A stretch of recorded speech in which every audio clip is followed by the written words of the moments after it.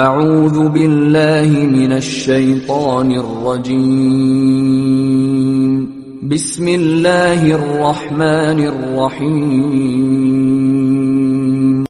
وَلْتَكُن مِّنكُمْ أُمَّةٌ يَدْعُونَ إِلَى الْخَيْرِ وَيَأْمُرُونَ بِالْمَعْرُوفِ وَيَنْهَوْنَ عَنِ الْمُنكَرِ وَأُولَئِكَ هُمُ الْمُفْلِحُونَ الحمد لله نحمده ونستعينه ونستغفره ونعوذ بالله من شرور أنفسنا ومن سيئات أعمالنا من يهده الله فلا مضل له ومن يضلل فلا هادي له أشهد أن لا إله إلا الله وحده لا شريك له وأشهد أن محمدًا عبده ورسوله أما بعد فإن خير الحديث كتاب الله وخير الهدي هدي محمد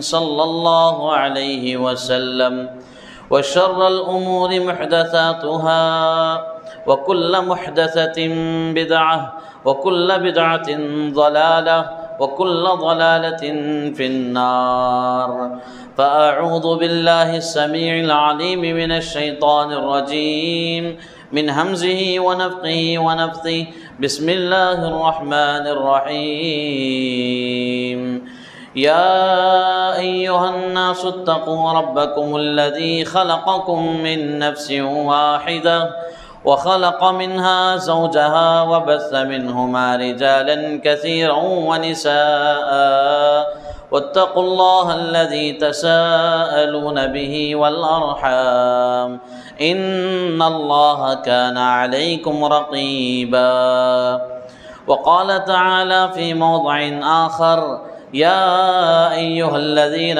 آمنوا اتقوا الله حق تقاته ولا تموتن إلا وأنتم مسلمون وقال تعالى في موضع آخر يا أيها الذين آمنوا اتقوا الله وقولوا قولا سديدا يصلح لكم أعمالكم ويغفر لكم ذنوبكم ومن يطع الله ورسوله فقد فاز فوزا عظيما قال الله تبارك وتعالى في كلامه المجيد والفرقان الحميد واعبدوا الله ولا تشركوا به شيئا وبالوالدين إحسانا وبذي القربى واليتامى قابل احترام بزرگان دین، نوجوانان اسلام، پردے میں بیٹھی ہوئی عزت مآب اسلامی ماں اور بہنوں، پیارے بچوں، تمام قسم کی تعریف، حمد و ثنا، کبریائی و بڑائی، پاکی اللہ رب ذوالجلال کے لیے لائق و زیبا ہے، جس نے مجھے اور آپ کو امت محمدیہ میں سے پیدا فرمایا اور انسان بنانے کے ساتھ ساتھ تمام مخلوقات میں اشرف بنایا اور اپنی جانب سے بے شمار نعمتیں عطا کیا۔ اللہ رب العالمین کی حمد و ثنا، اس کی کبریائی و بڑائی جتنی بھی بیان کریں بہت کم ہے۔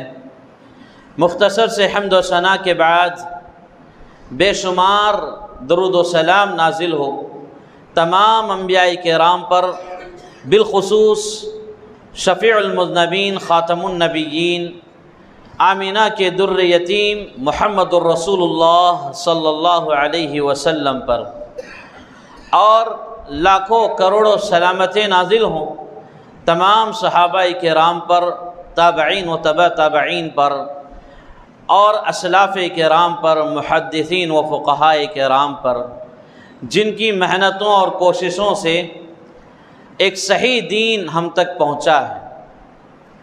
قابل احترام حاضرین جمعہ، آج آپ کے سامنے ہماری زندگی کا ایک سب سے انمول حصے سے متعلق بات ہوگی۔ زندگی کا ایک انمول حصہ اور ہماری زندگی میں اللہ رب العالمین کی جہاں بڑی بڑی نعمتیں ہیں ان میں سے ایک بڑی نعمت رشتہ داری ہے۔ رشتہ داری سے متعلق کچھ حقوق آپ کے سامنے آج کے خطبے میں رکھنے کی کوشش کی جائے گی۔ اللہ رب العالمین سے دعا ہے اللہ مجھے کتاب و سنت کی روشنی میں بولنے اور ہم تمام کو اس پر عمل کرنے کی توفیق عطا فرمائے، آمین یا رب العالمین۔ میں نے خطبہ مسنونہ کے بعد آپ کے سامنے قرآن مجید کی ایک آیت کی تلاوت فرمائی جس میں اللہ تبارک و تعالی فرما رہا ہے وَاعْبُدُوا اللَّهَ وَلَا تُشْرِكُوا بِهِ شَيْئًا۔ سب سے پہلی بات اللہ تبارک و تعالی نے قرآن مجید میں عقیدے سے متعلق جو بیان کی ہے وہ توحید ہے۔ یہاں بھی اللہ تبارک و تعالی سب سے پہلے توحید کا پیغام دے رہا ہے وَاعْبُدُوا اللَّهَ وَلَا تُشْرِكُوا بِهِ شَيْئًا، اللہ رب العالمین کی ہی عبادت کریں اور اس کے ساتھ کسی اور کو شریک نہ کریں۔ وَبِالْوَالِدَيْنِ إِحْسَانًا، ماں باپ کے ساتھ اچھا سلوک کریں، ان کے ساتھ اچھا احسان کریں۔ اور وَبِذِي الْقُرْبَى، اور جو رشتہ دار ہیں، قرابت دار ہیں، اعزا و اقارب ہیں، جو ہمارے ریلیشنز ہیں، ان کے ساتھ بھی اچھا سلوک کریں، ان کے ساتھ بھی اچھا برتاؤ کریں۔ اللہ تبارک و تعالی رشتہ داری کا مقام و مرتبہ، اس کی اہمیت بتاتے ہوئے پورے قرآن مجید میں صراحت کے ساتھ یعنی کھلے الفاظ میں 9 مرتبہ رشتہ داری کے سلسلے میں بیان کیا ہے۔ 9 مرتبہ اللہ تبارک و تعالی نے رشتہ داری کے ساتھ اچھائی کرنے اور ان کے ساتھ حسن سلوک کرنے کا پیغام دیا ہے، اور اشارتاً کنایتاً تو کئی مرتبہ اللہ تعالیٰ قرآن مجید میں بیان کیا، لیکن وضاحت کے ساتھ، صراحت کے ساتھ، کھلے الفاظ میں 9 مرتبہ، 1 نہیں 2 نہیں 9 مرتبہ اللہ تبارک و تعالیٰ نے اس کا حکم دیا ہے۔ اب جو چیز قرآن مجید میں 1 مرتبہ اگر بیان کر دی جائے تو وہ ہمارے لیے دلیل ہے اور اس پر عمل کرنا چاہیے، تبھی ہمارے لیے اللہ پر ایمان لانا اور قرآن مجید پر ایمان لانا ہوتا ہے۔ اب یہاں اللہ رب العالمین 1 مرتبہ نہیں بلکہ 9 مقامات پر 9 جگہ اللہ تبارک و تعالیٰ نے یہ بات بیان کی ہے، یہ حکم دیا ہے کہ رشتہ داروں کے ساتھ اچھا سلوک کریں۔ میرے بھائیوں، رشتہ داری دنیا میں بہت ہی بہترین چیز اللہ تبارک و تعالیٰ نے بنائی ہے۔ اگر رشتہ داری نہیں ہوتی تو ہم تنہا رہ جاتے، اکیلے رہ جاتے، اور زندگی کی بہت ساری خوشیاں اس رشتہ داری سے جڑی ہوئی ہیں، اور ان خوشیوں سے میں اور آپ محروم رہ جاتے۔ اللہ تبارک و تعالی ہم تمام کو یہ خوشیاں دینا چاہ رہا ہے، تبھی رشتہ داری جیسا نظام بنایا ہے۔ اور رشتہ داری جو لوگ نبھاتے ہیں وہ خود بھی خوش رہتے ہیں اور رشتہ داروں کو بھی خوش رکھتے ہیں، اور رشتہ داروں کو خوش رکھنے میں بھی انسان کے لیے اجر و ثواب بتایا گیا ہے، بہت سارے فائدے بتائے گئے ہیں۔ میرے بھائیوں، رشتہ داری کو جو جوڑتے ہیں اللہ رب العالمین کی رحمت سے جڑے رہتے ہیں، رشتہ داری کو جو توڑتے ہیں وہ اللہ کی رحمت سے ٹوٹ جاتے ہیں۔ صحیح بخاری کی حدیث ہے، حضرت عائشہ رضی اللہ عنہا راویہ ہیں، امام بخاری رحمہ اللہ نے اس حدیث کو 5989 کے تحت نقل کیا ہے، اور امام مسلم رحمہ اللہ نے بھی اپنی صحیح میں اس حدیث کو کتاب البر والصلہ کے تحت حدیث نمبر 2555 کے تحت نقل کیا ہے۔ عن عائشہ رضی اللہ تعالی عنہا ان النبی صلی اللہ علیہ وسلم قال الرحم معلقۃ بالعرش تقول من وصلنی وصلہ اللہ ومن قطعنی قطعہ اللہ۔ حضرت عائشہ رضی اللہ تعالی عنہا بیان کرتی ہیں، بے شک رسول اللہ صلی اللہ علیہ وسلم نے فرمایا کہ رشتہ داری، رحم اللہ کے عرش سے لٹکتے ہوئے یہ کہتی ہے جس نے مجھے جوڑا، جس نے مجھے ملا کر رکھا، اللہ تعالیٰ اسے ملا کر رکھے، اور جس نے مجھے کاٹا اللہ تعالیٰ اس کو کاٹ دے۔ محدثین کرام نے اس کا ایک معنی یہ بیان کیا ہے کہ جو رشتہ داری کو ملاتا ہے اللہ تعالیٰ اسے اپنی رحمت سے ملا کر رکھتا ہے، اور رشتہ داری کو جو کاٹتا ہے اللہ تعالیٰ اسے اپنی رحمت سے کاٹ دیتا ہے۔ اور جو بندہ دنیاوی زندگی میں اللہ کی رحمت سے کٹ جائے اس کے اوپر کیا کچھ پریشانیاں نہیں آ سکتی، کیا کچھ مصیبتیں نہیں آ سکتی۔ میرے بھائیوں، جہاں رشتہ داری کو کاٹنے سے اللہ کی رحمت سے کٹ جانے کی بات ہے، وہیں رشتہ داری کو جوڑنے سے اللہ کی رحمتوں برکتوں کے حاصل کرنے کا سبب بتایا گیا ہے۔ یعنی رشتہ داری کو جوڑنا اپنے لیے برکت کی دعوت دینا ہے، اپنے لیے اللہ سے برکت مانگنا ہے۔ جو لوگ رشتہ داری کو نبھاتے ہیں وہ زندگی میں بھی، دنیاوی زندگی میں بھی خوش رہیں گے اور اخروی طور پر بھی، آخرت کے معاملے میں بھی رشتہ داروں کے حقوق سے متعلق وہ خوش رہیں گے۔ اللہ تبارک و تعالی جس طرح والدین کے حقوق سے متعلق سوال کرے گا، جس طرح اہل و عیال کے حقوق سے متعلق سوال کرے گا، اسی طرح رشتہ داروں کے حقوق سے متعلق سوال کرے گا کہ تم نے رشتہ داری کہاں تک نبھائی، کہاں تک نبھائی۔ میرے بھائیوں، رشتہ داری نبھانے کے شریعت مطہرہ میں کئی حقوق بیان کیے گئے ہیں۔ وقت کا تقاضا کرتے ہوئے ان میں سے چند حقوق میں آپ کے سامنے پیش کرنے کی کوشش کروں گا۔ سب سے پہلا حق یہ ہے کہ رشتہ داری مجھے اور آپ کو نبھانا ہے۔ رشتہ داری نبھانے کے لیے شریعت میں سب سے پہلا جو حق بتایا گیا رشتہ داروں کا وہ یہ ہے کہ انہیں دعوت دی جائے۔ کون سی دعوت؟ کون سی دعوت؟ کھانے کی دعوت نہیں، سب سے پہلے توحید کی دعوت دی جائے۔ پیارے رسول صلی اللہ علیہ وسلم کو اللہ تبارک و تعالیٰ نے حکم دیا، وَأَنذِرْ عَشِيرَتَكَ الْأَقْرَبِينَ، اے محمد صلی اللہ علیہ وسلم اب نکلو، تمہارے نکلنے کا وقت آ گیا ہے، جاؤ تم اپنے اعزا و اقارب کو، اپنے رشتہ داروں کو سب سے پہلے ڈراؤ۔ کس بات سے؟ جہنم سے ڈراؤ اور باطل معبودان سے ڈراؤ، ایک اللہ کی دعوت انہیں دو۔ اللہ کے رسول صلی اللہ علیہ وسلم کو یہ پیغام دیا گیا، وَأَنذِرْ عَشِيرَتَكَ الْأَقْرَبِينَ۔ لہذا اس سے ہمیں معلوم ہوتا ہے کہ رشتہ داروں کا سب سے پہلا حق اور بنیادی حق یہ ہے کہ رشتہ داروں کو دعوت توحید دی جائے۔ تھوڑا جائزہ لے کر دیکھیں، ہمارے کتنے رشتہ دار ہیں جو آج بھی جھنڈے کنڈوں کے پیچھے پڑے ہوئے ہیں، قبروں کے مزارات کے اوپر جا کر سجدے کر رہے ہیں اور اپنے ایمان کا سودا کر رہے ہیں۔ انہیں معلوم نہیں ہے، نادان ہیں، یا پھر بزرگوں کی، اپنے گھر کے بڑے لوگوں کی رسم و رواج کے طور پر یہ سارے اعمال کرتے آ رہے ہیں۔ تو انہیں جو بتانے کا حکم ہے وہ ہمارے اوپر ہے، ہمارے اوپر وہ ذمہ داری بنتی ہے کہ ہم اپنے رشتہ داروں کو سب سے پہلے شرک سے پاک کرنے کی ان سے بات کریں اور دعوت توحید دیں۔ ایک اللہ کی صحیح معرفت ان کے سامنے رکھیں۔ صحیح معرفت کا مطلب آج مسلمانوں میں ایک بڑا طبقہ ایسا بھی ہے کہ اللہ کے ایک ہونے کو تسلیم تو ضرور کرتا ہے، لیکن مدد مانگنے کے سلسلے میں ڈائریکٹ اللہ سے مدد نہیں مانگتا، دوسروں کے ذریعے مدد مانگنا چاہتا ہے۔ کیوں؟ اس لیے کہ وہ جانتے ہیں کہ ہم گنہگار ہیں، خطا کار ہیں، اللہ ڈائریکٹ ہماری نہیں سنتا۔ نعوذ باللہ، ایسا نہیں ہے میرے بھائیوں۔ اللہ تبارک و تعالی ہر بندے کے قریب ہے، اس کا علم، اللہ کا علم بندے کے شہرک سے بھی قریب ہے، اور اللہ تعالی ہر ایک کی دعا کو سنتا بھی ہے اور قبول بھی کرتا ہے۔ لہذا انسان کو چاہیے کہ وہ ڈائریکٹ اللہ رب العالمین سے مانگے، اللہ رب العالمین سے دعا کرے۔ تو ہمارے رشتہ داروں میں بہت سارے ایسے لوگ ہیں جو طرح طرح کے وسیلوں کے نام پر، نظر و نیاز کے نام پر، طرح طرح کے اور بدعات و خرافات کے نام پر جہنم سے قریب ہوتے جا رہے ہیں۔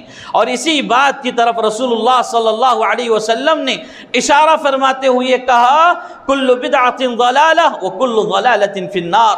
دین میں ہر نیا کام جو عبادت سمجھ کر ثواب کی نیت سے کیا جائے وہ بدعت ہے، اور بدعت گمراہی ہے، اور گمراہی جہنم کی طرف دعوت دینے والی ہے، جہنم میں تمہیں جھونکنے والی ہے۔ تو میرے بھائیو، رشتہ داروں کا سب سے پہلا حق جو ہے وہ دعوت توحید رشتہ داروں تک پہنچانا ہے۔ اب ہم یہاں جو بھی حقوق بیان کر رہے ہیں وہ ہم اپنے اوپر سب سے پہلے اس کو عائد کرنا چاہیے، یعنی دعوت توحید کوئی آ کر ہمیں سنائے ایسا انتظار نہیں کرنا چاہیے، بلکہ خود ہم اپنی اصلاح کر کے ہم اپنے رشتہ داروں کو دعوت توحید سنانا چاہیے۔ اور اسی طرح اللہ کے رسول صلی اللہ علیہ وسلم نے رشتہ داروں کو جو ابھی اسلام میں داخل نہیں ہوئے، دعوت توحید کا کام ان کے سامنے کیا ہے، دعوت توحید انہیں دی ہے۔ سب سے بڑی دلیل احادیث کے ذخیرے میں، تاریخ کی کتابوں میں جو ملتی ہے وہ آپ کے چچا ابو طالب کے سلسلے میں ہے۔ اللہ کے رسول صلی اللہ علیہ وسلم ابو طالب کی آخری سانس کا مرحلہ ہے، آپ بستر مرگ پر ہیں، اس کے باوجود آپ رشتہ داری کی فکر میں، ابو طالب کی نجات کی فکر میں آپ کے قریب جا کر بیٹھتے ہیں اور دعوت توحید دیتے ہیں، کہتے ہیں چچا جان ایک اللہ کی میں تمہیں دعوت دیتا ہوں، قولوا لا الہ الا اللہ، اے چچا جان پڑھ لو کہ اللہ رب العالمین ایک ہے، اس کے علاوہ کوئی نہیں ہے، کلمے کا اقرار کر لو اور میں تمہاری سفارش کرنے کے لیے تیار ہوں، اللہ تعالیٰ تمہیں جہنم سے نجات دے گا۔ آخری سانسیں چل رہی ہیں، بستر مرگ پر ہیں، لیکن رسول اللہ صلی اللہ علیہ وسلم ایک بہترین رشتہ دار ہیں، جہاں بہترین نبی ہیں، جہاں بہترین رسول ہیں، جہاں بہترین باپ ہیں، جہاں بہترین استاد ہیں، وہیں پر آپ ایک بہترین رشتہ دار بھی تھے، اپنے رشتہ داروں کی بڑی فکر کیا کرتے تھے۔ آپ کے رشتہ داروں میں جو اسلام سے دور تھے، ہمہ وقت ان کی فکر اللہ کے رسول صلی اللہ علیہ وسلم کو لگی رہتی اور اللہ کے رسول صلی اللہ علیہ وسلم ان کے قریب جاتے، دعوت توحید سناتے۔ ابو طالب کو آپ نے دعوت توحید سنائی، لیکن ان کا جو ایگو تھا، ان کا جو مسئلہ تھا، خاندانی متعلق جو باتیں تھیں، وہ باتیں، وہ ایگو، وہ فخر، وہ چیزیں انہیں اسلام قبول کرنے سے روک دیا۔ لیکن پیارے رسول صلی اللہ علیہ وسلم نے آخری وقت میں بھی رشتہ داروں کو دعوت توحید کا پیغام سنایا ہے۔ میرے بھائیوں، رشتہ داروں سے متعلق دوسرا جو حق ہے وہ رشتے کو جوڑے رکھنا چاہیے، رشتے کو توڑنا نہیں چاہیے۔ ہمارے درمیان چھوٹے چھوٹے مسائل پر رشتے توڑ دیتے ہیں، چھوٹی چھوٹی باتوں پر رشتے توڑ دیتے ہیں، اور یہ اتنی چھوٹی باتیں ہوتی ہیں کہ بازار میں، محلے میں، گلی کوچوں میں چھوٹے چھوٹے بچے کھیلتے رہتے ہیں، ان کے درمیان بڑے سے بڑے معاملے بھی ہو جائیں، صبح میں لڑ لیتے ہیں، دوپہر میں گلے مل جاتے ہیں، یا دوپہر میں لڑ لیتے ہیں، شام میں یہ بچے مل جاتے ہیں۔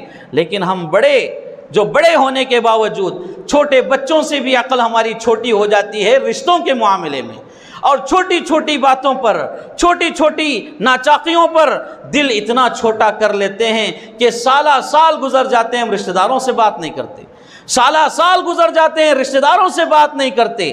لیکن پیارے رسول صلی اللہ علیہ وسلم کیا پیغام سنا رہے ہیں؟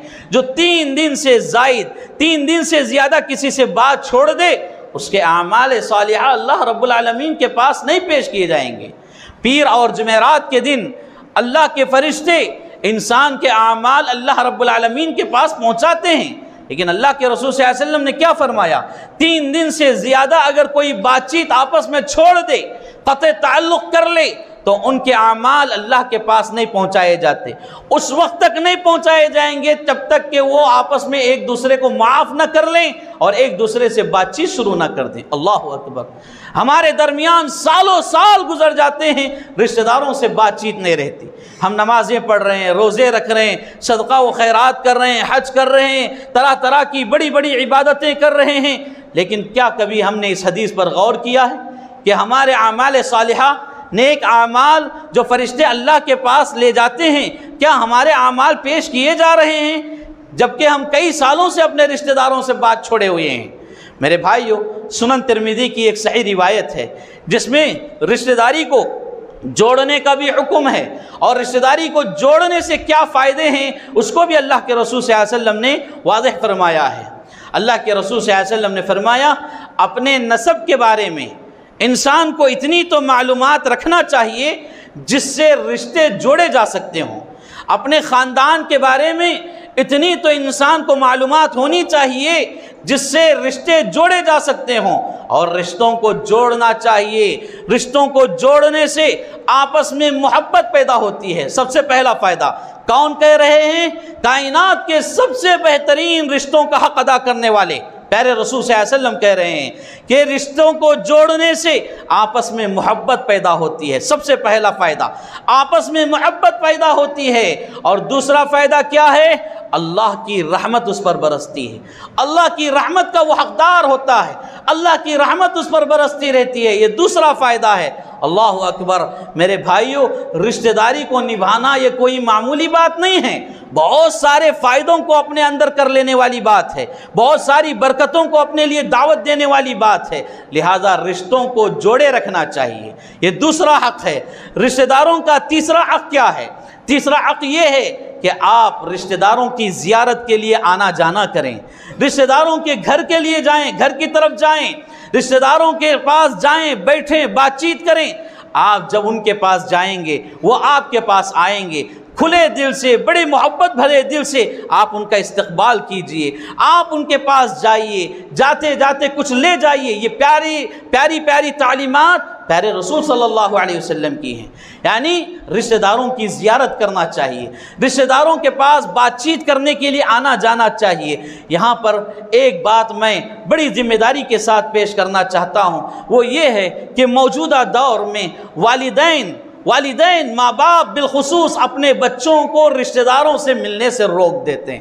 ماں باپ کے رشتہ داروں سے ملنے نہیں دیتی، باپ ماں کے رشتہ داروں سے ملنے نہیں دیتا، اور بچوں کو نتیجہ یہ نکلتا ہے بچوں کو چاچا کون ہے نہیں معلوم، تایا کون ہے نہیں معلوم، اور بچوں کو ماموں مامی نہیں معلوم، خالہ خالو نہیں معلوم۔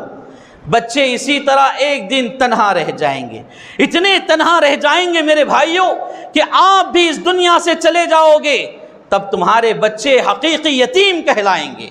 ان کے پاس دولت ہوگی جو تم نے کما کر دیا ہے، ان کے پاس جائیداد ہوگی جو تم نے ان کے لیے جمع کر کے گیا ہے، لیکن وہ پھر بھی تنہا رہیں گے، پھر بھی یتیم کہلائیں گے۔ کیوں؟ رشتہ داریاں نہیں معلوم، رشتہ دار ان کے آس پاس نہیں ہیں۔ جب تک آپ باحیات تھے بچوں کے ذہنوں میں زہر بھر دیے، ماں باپ کے رشتہ داروں سے متعلق زہر بھر رہی ہے، باپ ماں کے رشتہ داروں سے متعلق بچوں کے ذہن میں زہر گھول رہا ہے، تو پھر بچوں کا ذہن کہاں محبت والا ہوگا، کہاں محبت والا ہوگا؟ اور یہی برے نتائج بعد میں بھی دیکھنے کو ملتے ہیں کہ یہی بچے بڑے ہو کر تمہارے ساتھ بھی رشتہ توڑ لیتے ہیں، تمہارے ساتھ بھی رشتہ جوڑنے کے بجائے رشتہ توڑ لیتے ہیں، اور آپ کو سڑک کے حوالے کر دیتے ہیں، یا پھر بڑے بڑے جو اولڈ ایج ہوم ہیں اس کے حوالے کر کے چلے جاتے ہیں۔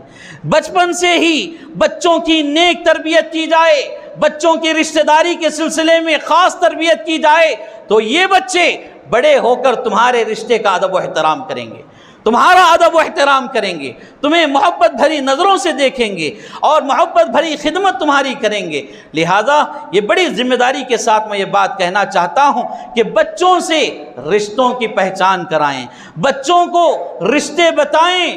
آپ جہاں گھر کو جانے کا حکم دیا جا رہا ہے، یعنی تیسرا جو حق ہے رشتہ داروں کے گھروں کو آنے جانے کا مسئلہ، وہیں پر کہیں شادی کا مسئلہ ہے، کہیں شادی کا مسئلہ ہے، کہیں کوئی اور محفل ہے جہاں رشتہ دار آ رہے ہیں، وہاں ضرور بچوں کو لے جانا چاہیے اور وہاں رشتہ داروں سے ملاقات کرانا چاہیے اور بتانا چاہیے، سمجھانا چاہیے کہ یہ ہمارے فلاں ہیں، یہ ہمارے فلاں ہیں، یہ آپ کے فلاں لگتے ہیں، یہ آپ کو فلاں ہوتے ہیں۔ آپ معلوم کرانا چاہیے، کیونکہ بچے آگے چل کر تنہا نہ رہ جائیں۔ میرے بھائیوں، رشتہ داروں سے متعلق چوتھا حق جو ہے وہ رشتہ داروں کی خیر خیریت معلوم کرنا چاہیے۔ آج ہمارے درمیان بہت سارے وسائل ہیں، بہت ساری جدید ٹیکنالوجی والی چیزیں ہیں، اس کے باوجود بھی ہم رشتہ داروں سے ان کی خیر خیریت معلوم کرنے سے دور ہیں، قاصر ہیں، یعنی خیر خیریت معلوم نہیں کرتے۔ وہ پتہ نہیں کسی شادی میں نظر آ جائے، پتہ نہیں کسی محفل میں نظر آ جائے، اور پتہ نہیں جمعہ میں کوئی نظر آ جائے، تب رشتہ داری کے طور پر سلام کر لیے، بات چیت کر لیے، ختم۔ اب ہمارے رشتہ داروں میں کون بیمار ہے، کون کس حالت میں ہے، کون کس پریشانی میں ہے، کس مصیبت میں ہے، اور کیا مصیبتیں اس کے گھر پر ٹوٹی ہوئی ہیں، یہ خیریت معلوم کرنا یہ ایک مومن رشتہ دار کی پہچان ہے۔ رسول اللہ صلی اللہ علیہ وسلم صحابہ کرام رضوان اللہ علیہم اجمعین کو تعلیم دیتے رہتے ہیں، اور آپس میں درمیان میں تعلیم کے درمیان میں صحابہ سے بات چیت بھی کرتے ہیں اور پوچھتے ہیں کہ گھر کا کیا حال ہے۔ صحابہ جو آپ صلی اللہ علیہ وسلم کے شاگرد ہیں، اسٹوڈنٹس ہیں، آج کوئی استاذ پوچھتا ہے بچوں کو آپ کے گھر کا حال کیسا ہے؟ یہاں رسول اللہ صلی اللہ علیہ وسلم رشتہ داری کو نبھاتے ہوئے صحابہ سے پوچھتے ہیں اور بالخصوص اپنی بیٹیوں سے پوچھتے ہیں کہ گھر کا کیا حال ہے، داماد صاحب راضی ہیں کہ نہیں ہیں، داماد صاحب ناراض تو نہیں ہیں۔ یہ سارے معاملے رسول اللہ صلی اللہ علیہ وسلم پوچھا کرتے تھے، اور یہی ایک مسئلہ احادیث کی کتابوں میں ملتا ہے۔ حضرت علی بن ابی طالب رضی اللہ تعالیٰ ناراض ہو کر مسجد میں جا کر لیٹے ہوئے تھے۔ آپ جہاں بہترین استاذ ہیں، بہترین نبی و رسول ہیں، وہیں بہترین سسر بھی تھے۔ یہاں جتنے سسر بیٹھے ہیں ہر ایک کو اپنے داماد کے حق میں پیارے رسول صلی اللہ علیہ وسلم کا یہ عمل رکھنا چاہیے۔ اللہ کے رسول صلی اللہ علیہ وسلم آتے ہیں، گھر کی خیر خیریت معلوم کرتے ہیں، معلوم ہوتا ہے کہ پیارے داماد رس کر ناراض ہو کر مسجد میں جا کر لیٹے ہوئے ہیں۔ اللہ کے رسول صلی اللہ علیہ وسلم آتے ہیں اور اپنی بڑی محبت بھری شفقت بھری ہاتھوں سے ان کے پیٹھ پر لگی ہوئی مٹی کو اٹھاتے ہیں، ہٹاتے ہوئے کہتے ہیں یا ابا تراب قم، اے ابا تراب قم، اے مٹی کے باپ کھڑے ہو جاؤ، اڑ جاؤ، بیدار ہو جاؤ۔ حضرت علی رضی اللہ تعالیٰ عنہ کو اللہ کے رسول صلی اللہ علیہ وسلم جگا رہے ہیں، اٹھا رہے ہیں، ایک معنی میں ہمارے باتوں میں کہیں تو منا رہے ہیں۔ سبحان اللہ، منا رہے ہیں۔ آج کوئی سسر ہے جو داماد کو منائے اس طرح؟ اگر چھوٹا مسئلہ ہو جائے سب سے پہلے کیس بک کرنے والا ہمارا سسر ہوتا ہے، سب سے پہلے، اور اس کو ساتھ دینے والے صالح صاحبان ہوتے ہیں۔ تو میرے بھائیو، یہ رشتے نبھانے کا طریقہ نہیں ہے۔ کائنات کی سب سے بڑی شخصیت، معزز شخصیت پیارے رسول صلی اللہ علیہ وسلم اپنے قدم مبارک کو داماد کو منانے کے لیے آگے بڑھا رہے ہیں۔ اپنے ہاتھوں کو، جن ہاتھوں پر صحابہ بیعت کیا کرتے تھے، جو ہاتھ یتیموں کے سروں پر پھیرے جاتے تھے، جن ہاتھوں سے بیواؤں کی مدد کی جاتی تھی، وہ ہاتھ داماد کو منانے کے لیے مٹی ہٹا رہے ہیں۔ سبحان اللہ۔ تو یہ رشتہ داری ہے میرے بھائیوں، رشتہ داری نبھانا چاہیے۔ اور جہاں سسر کا یہ رویہ ہے، وہیں داماد کا رویہ بھی سسر کے ساتھ اچھا ہونا چاہیے۔ اس لیے اچھا ہونا چاہیے کہ تمہارا باپ خون پسینہ کر کے تمہیں پالا پوسا بڑا کیا اور ایک مقام پر لا کر پہنچایا۔ اب یہاں پر یہ جو تمہارا سسر ہے، تمہارے جو سسر ہیں، اسی طرح پال پوس کر بڑی کی ہوئی اپنے لخت جگر کو تمہارے حوالے کیے ہیں۔ لہذا حقیقی باپ اگر وہ ہے تو اسی طرح اس کا جو مقام و مرتبہ ہے، ایک داماد کو سسر کے لیے بھی وہی عزت دینا چاہیے۔ ایسا نہ ہو کہ داماد ہر عید پر، ہر مہینے، ہر ہفتے خامخواہ رس کر بیٹھ رہا ہے، ناراض ہو کر بیٹھ رہا ہے اور سلامیاں مانگ رہا ہے، یہ مانگ رہا ہے، تحفے مانگ رہا ہے، تحائف مانگ رہا ہے، اس مرتبہ واشنگ مشین کی ڈیمانڈ ہے، اس مرتبہ گاڑی کی ڈیمانڈ ہے۔ یہ نہیں ہونا چاہیے میرے بھائیوں۔ بہترین داماد وہ ہوتا ہے جو سسر کی تکالیف کو بھی سمجھ سکے، اور حضرت علی رضی اللہ تعالیٰ عنہ بہترین داماد تھے، عثمان غنی رضی اللہ تعالیٰ عنہ بہترین داماد تھے، رسول اللہ صلی اللہ علیہ وسلم کے داماد۔ اور داماد بھی کیسے داماد، سبحان اللہ، آج ہم لوگ ایک بچی کو دیکھ کر پیشانی پر ہاتھ لگا کر بیٹھتے ہیں۔ حضرت عثمان رضی اللہ تعالیٰ عنہ اتنے بہترین داماد تھے کہ آپ کی ایک لخت جگر شہید ہو گئی تو اللہ کے رسول صلی اللہ علیہ وسلم نے دوسری بھی اٹھا کر دے دیا۔ یہ بہترین داماد ہونے کی دلیل ہے میرے بھائیوں۔ دوسری بچی کو بھی دے دینا یہ اس کے اخلاق کی دلیل ہے۔ تو یہ ہمارے صحابہ صحابیات کی زندگی ہے جو ہمیں بہترین رشتہ داری نبھانے کا پیغام دے رہی ہے۔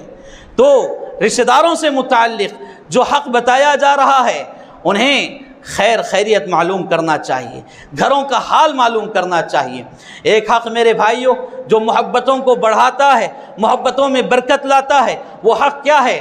رشتہ دار آپس میں ایک دوسرے کو تحفہ تحائف دینا چاہیے۔ تحفے تحائف دینے سے آپس میں محبت بڑھتی ہے۔ پیارے رسول صلی اللہ علیہ وسلم کا پیارا پیغام ہے تعادوا تعافوا، تحفے دیا کرو، محبت بڑھایا کرو، تحفے لیا کرو، محبت بڑھایا کرو۔ اور یہاں آپس میں رشتہ داروں کا ہمارا معاملہ کیا ہے؟ عدلے کا بدلہ دیتے ہیں، عدلے کا بدلہ ہوتا ہے۔ یعنی شادی میں آ کر یہ اتنے روپیے لکھا کر جاتا ہے، دعوت کھانے کے بعد تو اس کے گھر کی شادی میں ہم جا کر اتنے ہی روپیے لکھا کر آتے ہیں۔ اور یہ پیسے لکھانے کا ایک تو غلط ہے، لیکن لکھاتے بھی ہیں تو کیسا؟ عدلے کا بدلہ، عدلے کا بدلہ اس کو کہا جاتا ہے۔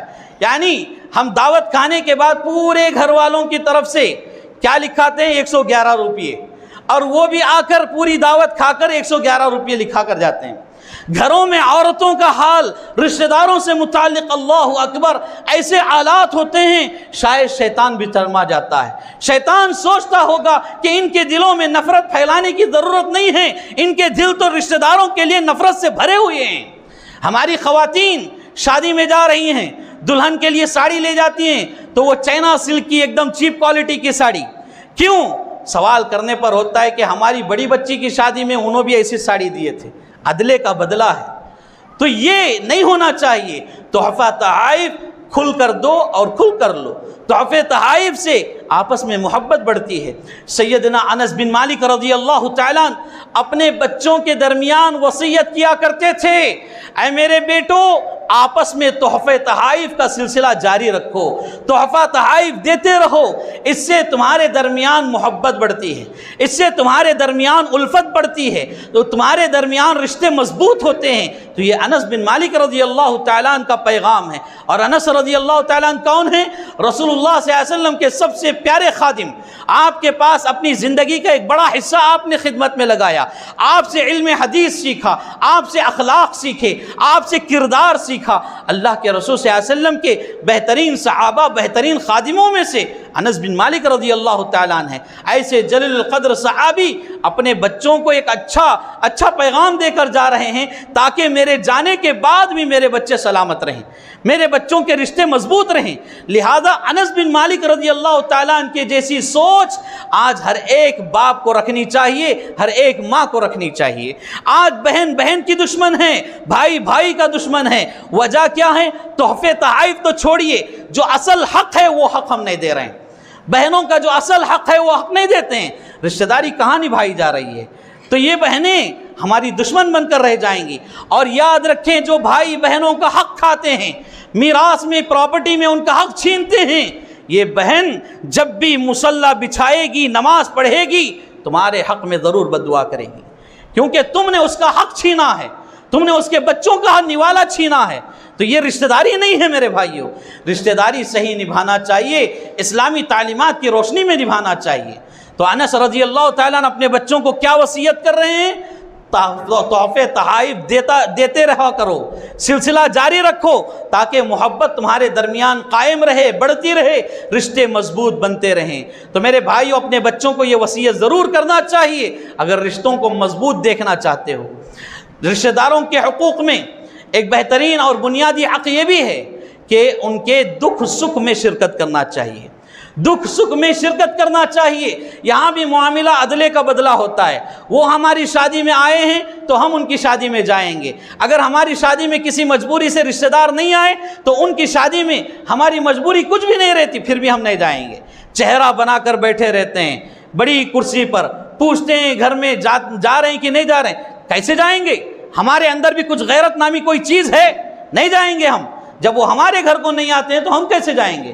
یہ عدلے کی بدلی محبت اللہ کو پسند نہیں، عدلے کا بدلہ تحفہ اللہ کو پسند نہیں، عدلے کی بدلی رشتہ داری اللہ کو پسند نہیں۔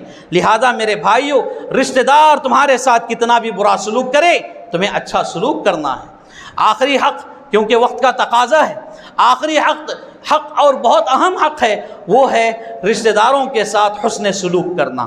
رشتہ داروں کے ساتھ حسن سلوک کرنے کا مطلب کیا ہے؟ اب یہ جتنی بھی باتیں بیان کی گئی ہیں، جتنے حقوق بیان کیے گئے ہیں، یہ سارے حقوق اس حق میں شامل ہو سکتے ہیں، حسن سلوک میں۔ لیکن خاص الگ سے اس کو بیان کرنے کا مقصد، مطلب یہ ہے کہ بعض رشتہ دار ہمارے ساتھ صحیح برتاؤ نہیں کرتے۔ اب یہاں بیٹھے بہت سارے لوگوں کے سوال کا جواب ہے یہ۔ بہت سارے لوگوں کے ذہنوں میں یہ سوال ہوگا کہ مولانا ہم تو سلام کر رہے ہیں، ہم تو خیریت بھی مل رہے ہیں، ہم گلے بھی مل رہے ہیں، ہم ان کے گھر بھی جا رہے ہیں، ان کی شادیوں میں بھی جا رہے ہیں، ان کی محفلوں میں بھی جا رہے ہیں، لیکن وہ ہمارے خلاف بغض رکھتے ہیں، ہمارے خلاف حسد کرتے ہیں، ہمارے خلاف دشمنی کرتے ہیں، ہمارے خلاف نہ جانے ہمارے بچوں کے ذہنوں میں زہر گھول دیتے ہیں۔ اس طرح کے بہت سارے لوگوں کے سوالات ہیں، کیونکہ میں اپنے آپ میں سب سے پاکیزہ محسوس ہوتا ہوں، میری غلطیاں مجھے نظر نہیں آتی، اور ہر ایک کا معاملہ ایسا ہی ہوتا ہے۔ ہر کوئی اپنے آپ کو پاک سمجھتا ہے، لیکن کہیں نہ کہیں مجھ سے بھی ضرور غلطی ہوئی رہتی ہے، تبھی یہ رشتہ دار ہمارے ساتھ اس طرح کا معاملہ کرتے ہیں۔ اگر ہمارے سے غلطی نہ بھی ہوئی ہو، رشتہ دار اگر غلط سلوک کرتے بھی ہیں، پیارے رسول صلی اللہ علیہ وسلم کی یہ حدیث، ایک شخص آپ کی خدمت میں حاضر ہوا، اللہ کے رسول صلی اللہ علیہ وسلم سے کہنے لگا، اے اللہ کے رسول صلی اللہ علیہ وسلم، میں اپنے رشتہ داروں کے ساتھ بڑا اچھا سلوک کرتا ہوں، پیار و محبت سے پیش آتا ہوں، صلہ رحمی کرتا ہوں، اس کے باوجود وہ میرے ساتھ صحیح سلوک نہیں کرتے، میرے ساتھ دشمنی کرتے ہیں، میرے ساتھ غلط برتاؤ کرتے ہیں۔ اللہ کے رسول صلی اللہ علیہ وسلم نے فرمایا کہ تم زیادہ سے زیادہ ان کے ساتھ حسن سلوک کیا کرو، وہ جتنی بھی دشمنی کریں آپ اچھا سلوک کیا کرو۔ اور یہ خوشخبری اللہ کے رسول صلی اللہ علیہ وسلم سنا رہے ہیں، وہ خوشخبری کیا ہے؟ اگر تم نے جو کچھ کہا ہے بالکل اسی طرح ہے تو تم اپنی بات پر ایسے ہی جمے رہو، ثابت قدم رہو، رشتہ داروں کے ساتھ اچھا سلوک کرتے رہو۔ جب تک رشتہ داروں کے ساتھ اچھا سلوک کرتے رہو گے، اللہ رب العالمین ایک فرشتہ تمہاری سیکیورٹی کے طور پہ مقرر کر دے گا۔ یہ رشتہ دار تمہارا کچھ نہیں بگاڑ سکتے، لیکن تمہیں کیا کرنا چاہیے؟ ان کے ساتھ اچھا سلوک کرنا چاہیے، اچھا برتاؤ کرنا چاہیے۔ اب یہاں تھوڑا غور کریں میری ماؤں بہنوں، تھوڑا غور کریں میرے بھائیوں، جس کے ساتھ اللہ کا فرشتہ سیکیورٹی بن کر رہے، دنیا کی کوئی پریشانی، کوئی مصیبت اسے آ کر چھو سکتی ہے، اور جس کا محافظ اللہ کا فرشتہ ہو، کوئی دشمن اس کی دشمنی میں کامیاب ہو سکتا ہے؟ کوئی رشتہ دار اس کو نقصان پہنچانا چاہے تو نقصان پہنچا سکتا ہے؟ نہیں میرے بھائیوں، کمی ہمارے عمل میں ہوتی ہے، ہم رشتوں کو نہیں نبھا رہے ہیں۔ موجودہ حالات کے اوپر ایک نظر ڈالیں تو ہمارے درمیان رشتہ داریاں آج کچھ بھی معنی نہیں رکھتی، کچھ بھی حیثیت نہیں رکھتی۔ اگر کوئی شادی کا دعوت نامہ گھر دینے کے لیے آ رہے ہیں، بہن کے یعنی ماں کی طرف والے رشتہ دار ہیں، تو باپ گھر سے نکل جاتے ہیں، باپ گھر میں نہیں رہتے۔ کیوں؟ اس لیے کہ وہ لوگ دعوت دینے آ رہے ہیں، آ کر وہ ان کی بچی کو دعوت دے کر چلے جائیں گے۔ اگر باپ کی طرف سے آ رہے ہیں تو ماں گھر میں رہتے ہوئے بھی منہ بنا کر رہتی ہے، یعنی جب تک گھر میں رشتہ دار رہیں گے اس وقت تک ہمارا مزاج چڑچڑا رہتا ہے۔ میرے بھائیوں یاد رکھو، دسترخوان پر جب تک مہمان آتے رہیں گے، رشتہ دار آتے رہیں گے، اپنا نوالا کھاتے رہیں گے، تمہارے دسترخوان میں اللہ تعالیٰ برکت ویسے ہی نازل کرتا رہتا ہے۔ ہماری ماؤں بہنوں کو سوچنا چاہیے، رشتہ دار آ رہے ہیں تو طبیعت کا بہانہ بنا کر لیٹنا نہیں چاہیے، ان کی خدمت کے لیے اچھے کھانوں کا انتظام کرنا چاہیے۔ پہلے صحابہ کے دور میں رشتہ دار نہیں، صرف دینی دوست، اسلامی دوست جو بیٹھ کر رسول اللہ صلی اللہ علیہ وسلم کے پاس علم حاصل کرتے تھے، ایسے کلاس میٹ، ایسے دوست اگر آ رہے ہیں تو صحابی رسول صلی اللہ علیہ وسلم دوڑے دوڑے جاتے ہیں، اپنے پاس جو کچھ ہے اس کو خرچ کرتے ہیں، اس کو دے دیتے ہیں اور بکری کا بچہ لے کر آتے ہیں۔ سبحان اللہ، دوستوں کو بکری کا بچہ کھلایا جا رہا ہے تو رشتہ داروں کو پتہ نہیں کیسی مہمان نوازی کرنا چاہیے۔ تو یہ سارے تعلیمات، احادیث جو ہیں ہمیں بہترین رشتہ داری نبھانے کا پیغام دے رہی ہیں۔ میرے بھائیوں، موجودہ حالات میں جو رشتہ داروں کے ساتھ جو سلوک ہوتا ہے وہ سلوک ہرگز نہیں ہونا چاہیے۔ ہم میں سے کون پسند نہیں کرے گا کہ ہماری روزی روٹی میں برکت ہو اور ہماری عمر میں برکت ہو؟ ہم میں سے ہر کوئی پسند کرتا ہے۔ لہذا اللہ کے رسول صلی اللہ علیہ وسلم نے فرمایا، جو رشتہ داریوں کو جوڑتا ہے، رشتوں کو نبھاتا ہے، اس کی عمر میں اضافہ ہوتا ہے۔ اضافے کا مطلب اس کی عمر میں برکت ہوتی ہے، اس کی روزی روٹی میں برکت ہوتی ہے، اس کی زندگی خوشحال ہوتی ہے۔ اور اسی بات سے اللہ رب العالمین نے بھی قرآن مجید میں ڈرایا ہے۔ سورۃ النساء کی پہلی آیت میں وَاتَّقُوا اللَّهَ الَّذِي تَسَاءَلُونَ بِهِ وَالْأَرْحَامَ، ڈرو اس اللہ سے جس کے نام سے تم آپس میں ایک دوسرے سے سوال کرتے ہو، اور رشتے ناطے توڑنے سے، یعنی رشتے ناطے توڑنے سے بھی ڈرنا چاہیے۔ اللہ رب العالمین سے دعا ہے اللہ تبارک و تعالیٰ مجھے اور آپ کو ان تمام حقوق پر عمل کرنے کی توفیق عطا فرمائے۔ اللہ تعالیٰ ہمیں کتاب و سنت کے شیدائی بنائے، کتاب و سنت پر عمل کرنے والا بنائے، بدعات و خرافات سے اللہ ہماری حفاظت فرمائے۔ اللہ تبارک و تعالیٰ ہمارے گناہوں کو معاف فرمائے، خطاؤں کو درگزر فرمائے۔ اللہ ہمارے دلوں میں رشتہ داروں کی محبت پیدا فرمائے، ایک دوسرے کا مقام و مرتبہ سمجھنے کی اللہ ہمیں توفیق عطا فرمائے اور ادب و احترام کرنے کی توفیق عطا فرمائے۔ اللہ ہمارے چھوٹوں کو بڑوں کا ادب و احترام کرنے والا بنائے اور ہمارے بڑوں کو اپنے چھوٹوں کے ساتھ رحمت و شفقت کا معاملہ کرنے والے بنائے۔ اللہ تعالی ہمارے درمیان جو کچھ ناچاقیاں، اختلافات، پریشانیاں، دشواریاں، جو کچھ بھی ناچاقیاں پھیلی ہوئی ہیں، اللہ تعالیٰ ان تمام کو جڑ سے صفحہ ہستی سے مٹا دے۔ اللہ تعالیٰ ہمارے دلوں کو پاک و صاف فرمائے۔ اللہ ہمیں ایک بنائے، نیک بنائے، مل جل کر رہنے والا بنائے، متحد ہو کر زندگی گزارنے والا بنائے۔ اللہ ہمیں توحید پر ثابت قدم رکھے، جب تک دنیا میں رکھے توحید پر قائم رکھے، ثابت قدم رکھے، جب خاتمہ ہو تو حسن خاتمہ فرمائے۔ اللہ تعالیٰ توحید کی زمینوں کی حفاظت فرمائے، حرمین شریفین کی حفاظت فرمائے، ائمہ حرمین شریفین کی حفاظت فرمائے، خادم الحرمین شریفین کی اللہ حفاظت فرمائے۔ اللہ تعالیٰ دنیا کے اندر اپنے توحید کی خدمات ایسے ہی لیتا رہے۔ اللہ تعالیٰ ہمارے اندر اخلاص پیدا فرمائے۔ اللہ جب تک دنیا میں رکھے صحیح سالم، بیماریوں سے محفوظ اور صحت و عافیت کے ساتھ اللہ ہمیں رکھے۔ اللہ ہمارے بیماروں کو شفائے کاملہ عاجلہ اور دائمہ عطا فرمائے۔ جو قرضوں میں مبتلا ہیں اللہ انہیں ان کا قرضوں سے نجات عطا فرمائے۔ جہاں کہیں بھی لوگ پریشان حال ہیں اللہ انہیں خوشحال زندگی عطا فرمائے۔